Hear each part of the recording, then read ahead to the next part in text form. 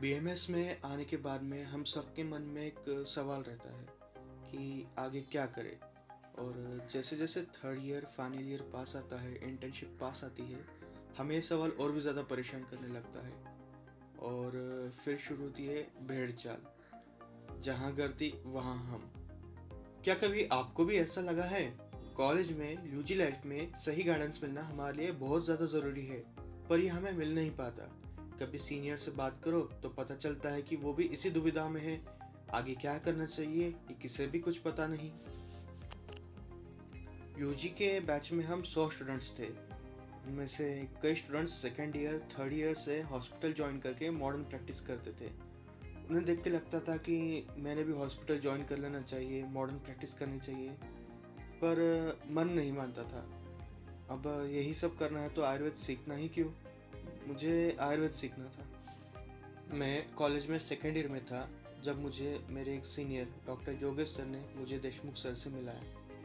तब अग्निकर्म और विद्याकर्म के बारे में कुछ पता नहीं था। उनका पोटेंशियल क्या है, उनका महत्व क्या है, इस बारे में कोई आइडिया नहीं थी।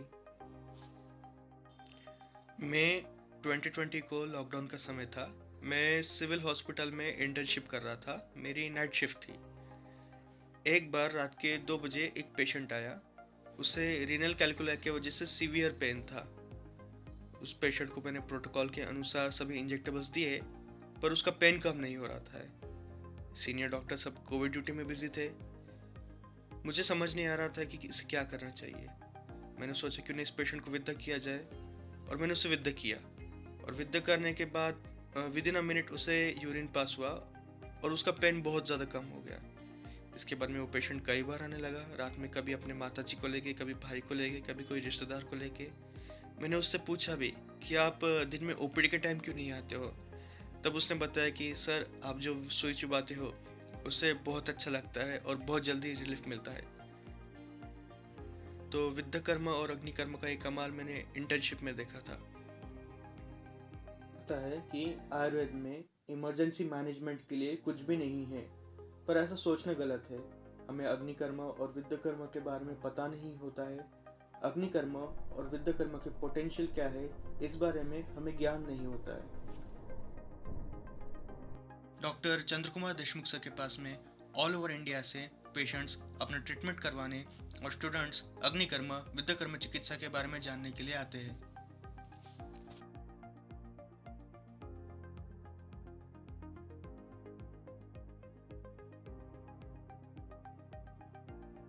दिनांक 4 फरवरी से 18 फरवरी तक के श्री वारकरी आयुर्वेद चिकित्सालय इन्होंने अग्निकर्म और विद्याकर्म पे व्याख्यानमाला आयोजित की है। इस व्याख्यानमाला में हमें डॉक्टर चंद्र कुमार देशमुख सर और अनेक वैद्य से उनके पर्सनल एक्सपीरियंसेस जानने को मिलेंगे। साथ ही अग्निकर्म विद्याकर्म का महत्व और इसे प्रैक्टिस में कैसे यूज किया जाए, इसके बारे में जानकारी दी जाएगी।